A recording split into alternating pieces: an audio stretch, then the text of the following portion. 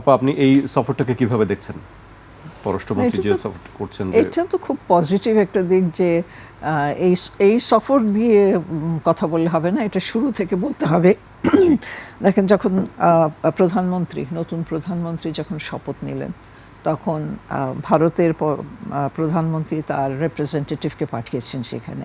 এর আগে যদি দেখি, বেগম খালেদা জিয়া প্রয়াত প্রধানমন্ত্রী জানা যায় ফরেন মিনিস্টার নিজে এসেছিলেন। তো ভারত অলরেডি মানে তারাই ফার্স্ট স্টেপটা নিয়েছে, প্রথম পদক্ষেপ তারা নিয়েছে যে আমন্ত্রণগুলো তারা অ্যাকসেপ্ট করেছে।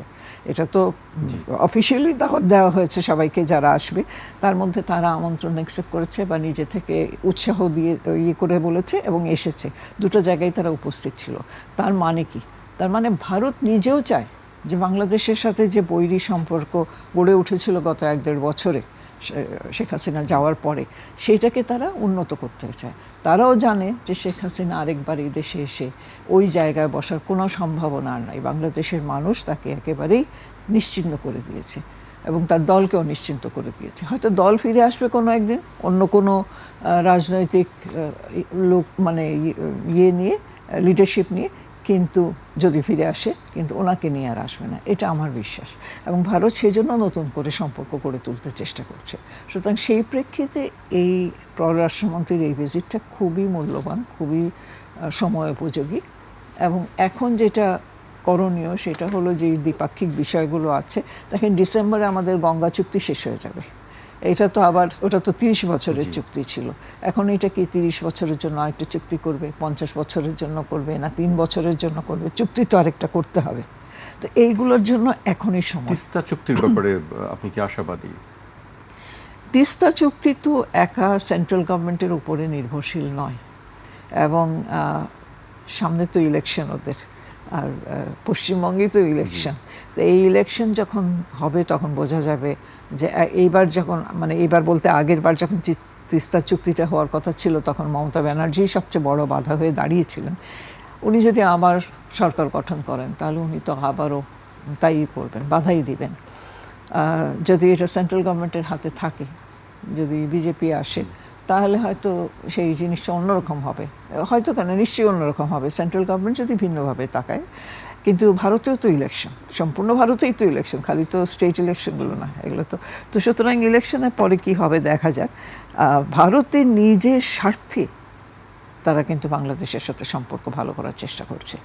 কারণ তাদেরও তো একটা, আমরা যেরকম আমাদের ভিতরে আমরা দেখি যে অ্যান্টি ইন্ডিয়া একটা সেন্টিমেন্ট খুব বড়োভাবে গত কয়েক মাস, গত 1-1.5 বছর, 2 বছর এরকম অ্যান্টি ইন্ডিয়ান মানে বড় করে উঠে এসছে, ফেনিয়ে উঠেছে। সেটা ভারতেও কিন্তু অ্যান্টি বাংলাদেশ সেন্টিমেন্টস আছে, একেবারে যে নাই তা না। বিশাল দেশের জন্য হয়তো বোঝা যায় না, কিন্তু এটা ক্ষেত্র বিশেষে এক এক জায়গায় এক এক রকম, বিশেষ করে আমাদের বর্ডার এলাকায়। তো সেইখানে এই ভিজিটটা খুবই ইম্পর্টেন্ট, দ্বিপাক্ষিক আলাপ আলোচনা হবে এবং কিছু অর্থনৈতিক ব্যাপারে যেসব আলোচনা হবে। এর মধ্যে তো দেখলাম মন্ত্রী যিনি আছেন পুরী, হারদীপ পুরী, ওনার সাথে তো আমাদের পররাষ্ট্রমন্ত্রীর অনেক দিনের সম্পর্ক, ওনারা একসাথে জেনেভায় ছিলেন এক সময়, সেই সুবাদে। তো আমার বিশ্বাস যে অর্থনৈতিক সাইডগুলো খুব ভালো করেই আলোচনা হবে। আর পানি বন্টনের চুক্তি তো অ্যাজ আই সেড, এটা নির্ভর করবে যে সেন্ট্রাল গভর্নমেন্ট কে থাকবে এবং পশ্চিমবঙ্গের গভর্নমেন্টে কে আসবে, তার উপর নির্ভর করবে।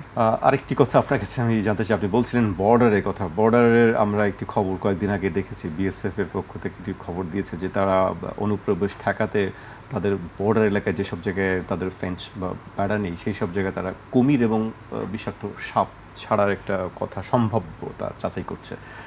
আপনার কাছে কি মনে হয় এটি কতটুকু আসলে সম্ভব বা বাস্তবসম্মত বিষয়? আমি জানি না, এটা অবশ্যই গুজব। বিএসএফ থেকে বলা হচ্ছে, চিঠিও দেওয়া হয়েছে, তাদের বিভিন্ন ইউনিটকে চিঠি দেওয়া হয়েছে যে এটি সম্ভবত যাচাই করে দেখতে। আমাদেরকে তো অফিসিয়ালি কিছু জানানো, বাংলাদেশকে কিছু জানানো হয়নি। তাদের নিজেদের পানিতে তারা কি করবে সেখানে আমরা কিছু বলতে পারি না, কিন্তু যেখানে নদী আমাদের শেয়ার করি সেখানে তারা করতে পারবে কি না, এরা কি আমাদেরকে, ওদের যে অংশ সেখানে যদি তারা ছাড়েও, তাহলে তাদের ব্রিডিং গ্রাউন্ডস যদি ওইটা হয় তাহলে তো কুমির ওখানে থাকবে। সেটা কি ওখানেই থাকবে কুমির সাপগুলো, নাকি আমাদের না, এদিকে সেটাই আসবে, আমি না বলতে উল্টা যাচ্ছি। ওদিকে চলে, ওদের ওদিকে না, চলে সেটাই যাবে? আমি বলছি যে যেখানে সাধারণত কুমির সাপ তাদের নিজেদের অঞ্চলে তার নিজেদের পানিতে থাকে, পানির উপর নির্ভর করে। এখন আপনার একটা যৌথ নদী, তাতে ছাড়লে তো নদীর পানি এদিক ওদিক সমান, সুতরাং কুমির এদিকে আসতে কোনো অসুবিধা হবে না, ওদিকে যেতে। ওদিকে যেতে সমস্যা হবে না। এগুলো কথার কথা, এগুলো আসলে ঠিক ওইভাবে ওটাকে গুরুত্ব দেওয়া ঠিক হবে না, কারণ কোনো সেন্ট্রাল গভর্নমেন্ট এত উন্মাদ হবে বলে আমি বিশ্বাস করি না কোনো দেশে। এই ট্রাম্পের ক্ষেত্রে একটা মানে অ্যাবারেশন ছিল, ভিন্ন ছিল, কিন্তু কোনো সেন্ট্রাল গভর্নমেন্ট এত উন্মাদ হবে না যে কুমিরা সাপ দিয়ে বর্ডার কন্ট্রোল করবে। এটা কোথাও করে কিনা আমি জানি না, কিন্তু আমার জানা মতে নেই। কিন্তু করতে হলে ওই সৌহার্দ্যপূর্ণ সম্পর্কের মাধ্যমেই করতে হবে। আরেকটা যেটা আমাদের করতে হবে, যেটা করতে হবে সেটা হলো আসলে বর্ডার এরিয়াতে আমাদেরকে অনেক অনেক বেশি প্রচারণা করতে হবে, যে ওইদিকে দুই পক্ষই তো আসা যাওয়া করে, একা তো হয় না। জি। তো সুতরাং এরা গরু চুরি করে, তো গরুটা এনে তো কেউ দেয় বর্ডারে, এরকম এখান থেকে কিছু যায়, সেটা গেলে তো ওখানে কেউ একজন থাকে, দুই পক্ষই তো জড়িত থাকে। দুই পক্ষই থাকে।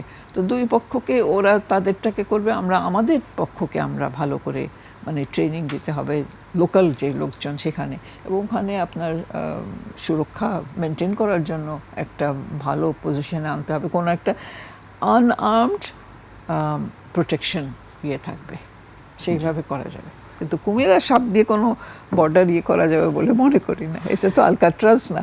জি, এটি নিয়ে খুব হাস্যরসাত্মক আলোচনা হচ্ছে যে এটি আসলে কতটুকু কিভাবে সম্ভব।